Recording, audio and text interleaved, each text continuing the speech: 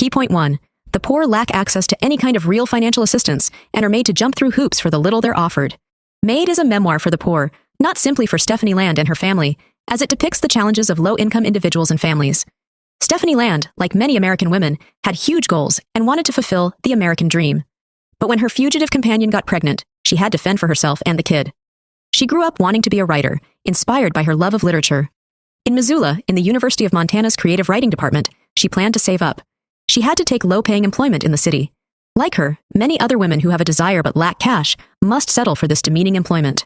This is partly attributable to low-wage workers' lack of access to social services.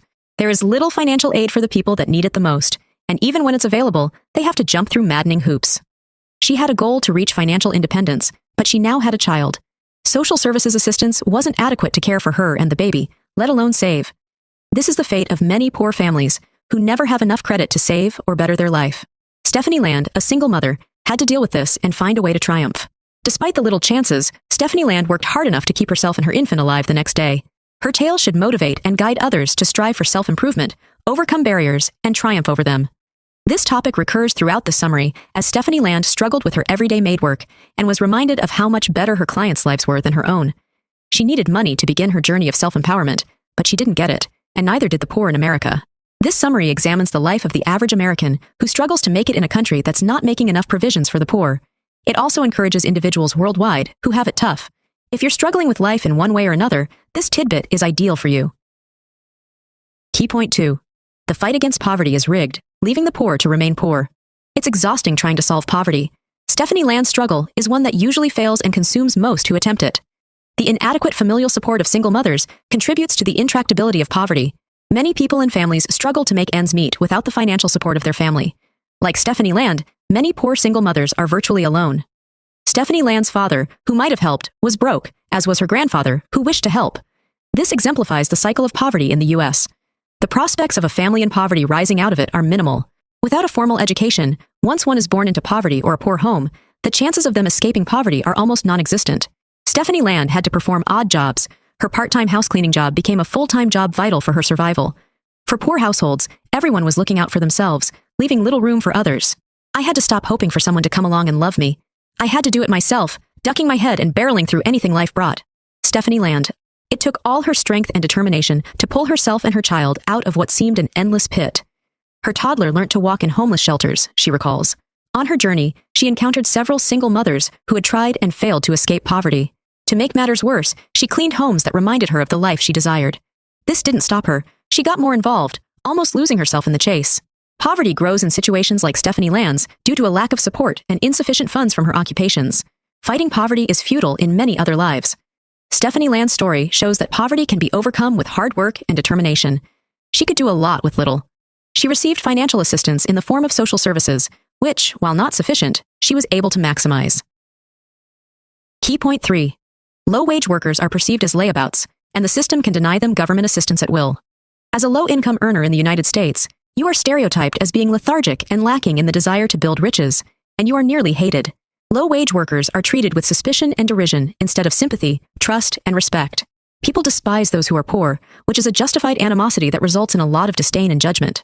There is a profound disdain for the less fortunate that keeps them down and unable to receive decent healthcare or financial support. This mental toll can be severe, as it was for Stephanie Land. She was mocked and judged harshly because she received government assistance. Stephanie Land recalls feeling constantly monitored, which made going to the grocery store a chore. She had to carry a folder full of proof of her poverty. The impoverished were seen as freeloaders, undeserving of any sympathy. Like other impoverished people, she was forced to face horrific ordeals that only served to weaken her willpower. The fact that she is still able to tell her story today is a testament to her strength and determination. People in poverty have to accomplish so much just to exist, and then prove their merit to obtain government support. Stephanie Land's narrative is not glamorous, but it provides insight into the lives of the poor. In it, they describe the difficulties they face, their personal challenges, and the government's and charity agencies' efforts to frustrate the poor. It should be obvious that Stephanie Land presents a big injustice to the reader's knowledge, especially those with family members battling with poverty or unable to match society's financial demands. Whether or not they are related, poor people exist and require appropriate aid and empathy to survive. Key point 4. The work offered to the impoverished is insufficient to lift them out of poverty, perpetuating the cycle of menial work. Stephanie Land worked as a maid to help her and her daughter Mia, but she had to pay for her own gas to get from house to house. No matter how little money she had left, the work was exhausting. She had to clean the residences as swiftly and meticulously as possible, no matter how filthy they were. The hard jobs that low-wage earners are forced to accept are grueling and underpaying, which is why they have to work more to earn better. Stephanie Land's employer didn't cover most of her expenses while she worked on these properties, making it difficult for her to save. This brings us to another subject: employers' discriminatory treatment of low-wage workers and how this inhibits them. This stops people from living anything other than a day-to-day existence. Stephanie Land's low-paying job took a physical and mental toll on her, as we discover it does on many others in her situation. Jobs were scarce, and when you got one, the burden was so heavy that you had no energy or money for the next day. Each house chore had a time limit, and going over or under it resulted in swift punishment. The houses had rules that would drive anyone nuts. You have to fold things in a certain manner and shape the toilet paper. Stephanie Land and other maids had to do a lot with little time and support. She had to juggle this with being a single mother. She was already underpaid, exposed to dangerous chemicals, and her body ached from the arduous repetitive acts of cleaning. The work caused her sinus infections, back pain, and other issues. Even with these problems, she couldn't afford to see a doctor. Because she had to clean the dwellings herself, she began naming them. Her daughter was her sole escape from the madness. Due to the requirements of childcare, even spending time with her was a chore. The jobs available to the poor are time and money consuming. They were forced to work in brutal conditions, and with little access to healthcare, they had to take care of themselves with their meager compensation. Stephanie Land overcame this disadvantage and won against all odds. Her message is that you too can rise beyond poverty. Key point 5. It pays to take a step back and really appreciate the good things in your life. The thing with being poor is that you don't have anything to be grateful for most of the time, not even your life. You wish you had a different, better life. However, as Stephanie Land shares her personal revelation with readers, there are many lessons to be learned through life's tiny hardships. She learned to be grateful for her small victories. It can be difficult to not focus on what we don't yet have, but it is better to appreciate the little wins in our lives, no matter how little. Stephanie Land, a single mother, had so much stress and work that she had no time for anyone besides her daughter Mia. This allowed her to spend quality time with Mia, relieving any loneliness she felt while cleaning her clients' grand homes. As she spent more time with Mia, she saw that the clients' lives were barren, devoid of warmth or companionship. She had more than enough of what she envied them in terms of wealth and lifestyle. Extreme poverty anywhere is a threat to human security everywhere. Kofi Annan. Her life was difficult, with little or no financial security, neither in her family nor in her own life. Her child's father scarcely helped her raise Mia. As a single mother, she had to work twice as hard. No one in her position would have had much to be grateful for, yet she found peace in nurturing a great relationship with her daughter. If we spend more time focusing on the joys in our lives, it will go a long way to create a sense of wholeness that we so badly need. She was able to focus on what she values most: human connection, affection, and a sense of belonging. She was fixated with wealth, a beautiful house, and praise. Stephanie Land utilizes this part of her novel to remind readers to focus on the little things in life rather than the big things in their dreams. Key point 6. A sense of community is such an important factor, coming out from pits such as poverty and abuse. Stephanie Land was ready to take on the world, literally, armed with the love and security she felt as she grew closer to her daughter. Despite the fact that she still resided in Washington, she was afraid of being unable to leave because of her abusive, estranged boyfriend, whom she believed she needed permission to leave, and the fact that she was poor and leaving would take a significant sum of money. She ultimately had the bravery to do so, and was rewarded as a result. A sense of belonging can inspire courage, enough to take a risky step from fear to liberation.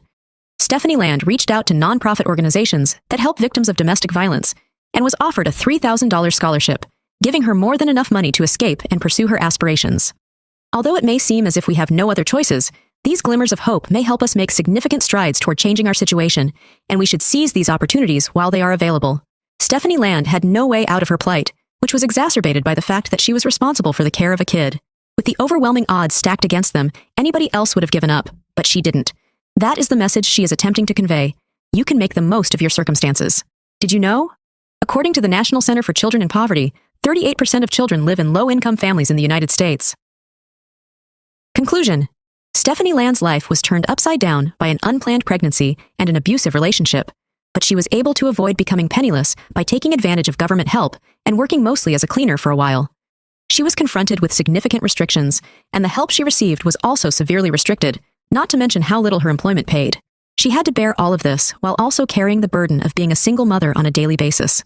It put her to the test and had the potential to break her, but it also provided her with great insight into some very essential concepts, such as the value of community and an appreciation for daily life, that she was able to use as she worked toward her goal. There is no such thing as a hopeless scenario. If you are determined to do something anyway, you may turn any hardship into a chance to learn and develop your skills. Using her own life experience, Stephanie Land wants to motivate and encourage people who are struggling with abusive relationships, poverty, and the challenges that have been put in their way as a result of their financial position, as she has. The story may seem to be a tragic one, but in reality, it is an inspiring one of triumph over adversity, the importance of tenacity, and well-deserved victory over poverty. Your perspective on life may have a significant impact on how things turn out for you. If you maintain your good attitude and look for the little things to be thankful for, more positive things will come your way. Try this. Learn to make the most of the time you have with people you care about and who care about you, rather than concentrating on other things and ignoring those you care about.